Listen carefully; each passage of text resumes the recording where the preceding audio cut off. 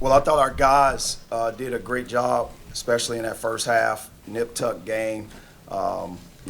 Ultimately, when you look at the game, you got to look at those runs or eliminating the opportunities that we wasn't able to manufacture points. Sometimes in games, when field goals aren't going, you got to manufacture points on the free throw line. We wasn't able to do that in an effective way. We only shot 5 free throws in that first half, and ultimately, during the game, I would say in that second half, especially when we cut the lead to 4, they had 8 free throw makes to our 0 attempted. We can't play the game that way. It's impossible. It puts too much pressure on your half-court offense if you can't manufacture points at the free throw line. I thought when we did get those foul calls, I thought our guys were very aggressive in certain situations and different things like that. Credit Texas A&M. Tough team to play, especially when they manufacture points off second chance and in the paint. All right, questions? Coach, what do you think Texas A&M had tonight that y'all just didn't? What's that? What do you think Texas A&M had or did tonight that you guys didn't? I think when you have a guy, especially on their roster, who had 8 offensive rebounds, along with 8 defensive rebounds, 16 total. I don't know the last time one of our guys had double-digit rebounds, so that's one. 2, you look at their guard rebounds. They had multiple guys with 5 rebounds or even 4 with their minutes played. The other thing is being able to manufacture points off our turnovers. We had 12 turnovers. They had 24 points. That's a 2-point per turnover average that they was able to yield, and you can't put that much pressure because it's live ball turnovers or points off transition that kind of helps them. So those are the things that they were able to do. But ultimately, you look at the shot distribution. They shot 31 field goals between their 2 top guards. Nick, season high in points and shooting tonight. Obviously, Sean not being out there plays an impact on that. But just kind of what was different about tonight, especially going up against a guy like Wade Taylor, being able to kind of go toe-to-toe? I really just wanted to win. I know coach has been getting on me since I've been here about being aggressive. He actually got a little frustrated with me last practice about that, but I just want to stay aggressive. I put the work in, so I feel like every time I shoot, I feel like it's going in. So just staying aggressive with that. At the end of the day, it doesn't really mean anything if we don't win. So, but we're battling day in and day out, and we're gonna get our win real soon. For Nick and for Curt, what changes for the team when you have a guy like Sean East get ruled out and being your leading scorer? If you just look at his season by season stats, he's improved a lot over the summer. He puts a lot of work in, so you're definitely gonna miss that. A guy who can really do it all, and create for others and create for himself. But like Coach says, next man up. No one's gonna feel sorry for us because we were missing a few players due to injury and stuff like that. But just next guy up. But we definitely miss Sean for sure. I'm gonna piggyback off Nick's answer. Missing Sean out there was definitely a huge impact on us, but we just gotta have the next man up mentality. And I feel like Nick, a few guys stepped up and took that extra step, replacing Sean today. Dennis, we saw some different looks out there, 1-3-1 on defense, and then also A&M threw a lot of big lineups at you tonight. Just kind of what were the adjustments like during the game, kind of in trying to slow down them on offense and also contain them on the boards? Well, when you got guys playing as hard as our guys did, you have to kind of give them sort of break at some point. And I tried to get subs in between certain timeouts, but we got caught in a couple of situations where I had to get the fresh guy in, and sometimes the lineup wasn't a conducive lineup for some of our offensive rotations because we were limited. When you have Nick, Curt, Ant Robinson, and Tamar Bates as your only guards, really being able to play the perimeter in our system. Ant Robinson wish he could have every probably situation he had out there back, and it was just a frustrating game for him. He didn't play too well. So at that point, it leaves us with 3 guys almost, and that puts a lot of pressure on them fatigue-wise, endurance-wise.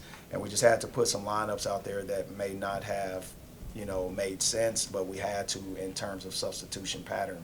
And that's just what sometimes the game throws at you.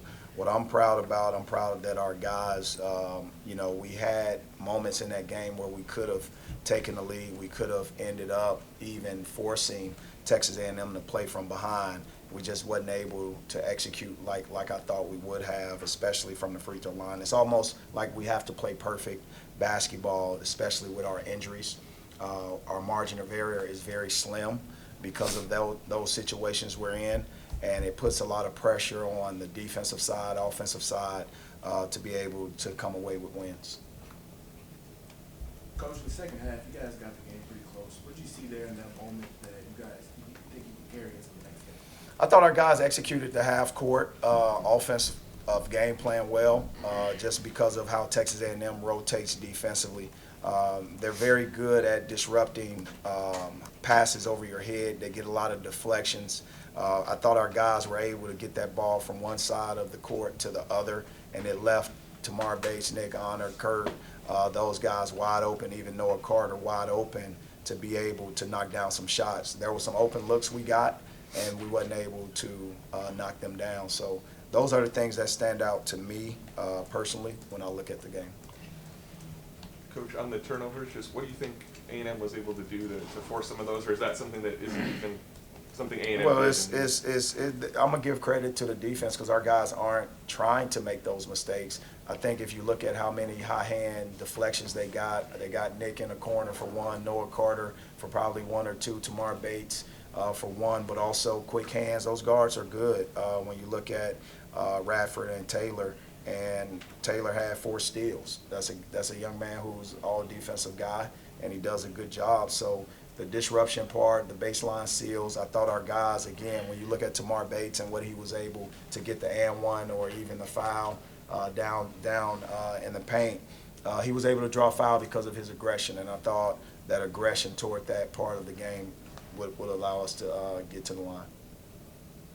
For all three of you guys, just wanted to get your thoughts on the putback dunk that Mabor had in the first half.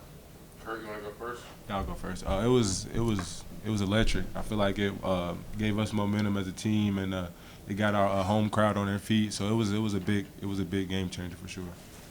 That's a perfect example of Mabor. He just gives us all day in and day out, and you guys are just seeing his hard work pay off. So I'm proud of him. Every time he steps in the game, he gives 100%. So I couldn't say nothing bad about him. So shout out to him. Yeah, that was one of the opportunities we were able to take a lead. But if you look at that opportunity, it's almost like that's when we also stopped being able to manufacture half-court baskets. But Mabor's energy was electric. He was able to put us in a position where we took the lead, which was great. And I thought he did a good job, especially in certain situations. When you look at his inability to stay out of foul trouble, I thought he picked up 4 fouls. But those fouls, I thought he walled up perfectly. I guess the referees didn't think so. Somehow, some way, he has to do a better job in that situation.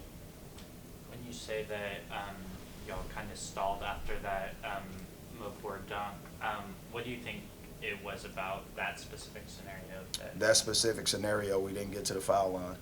And when you are putting yourself in situations where you take the lead, Mabor was able to hit that one free throw, took the lead, which gave us unbelievable momentum.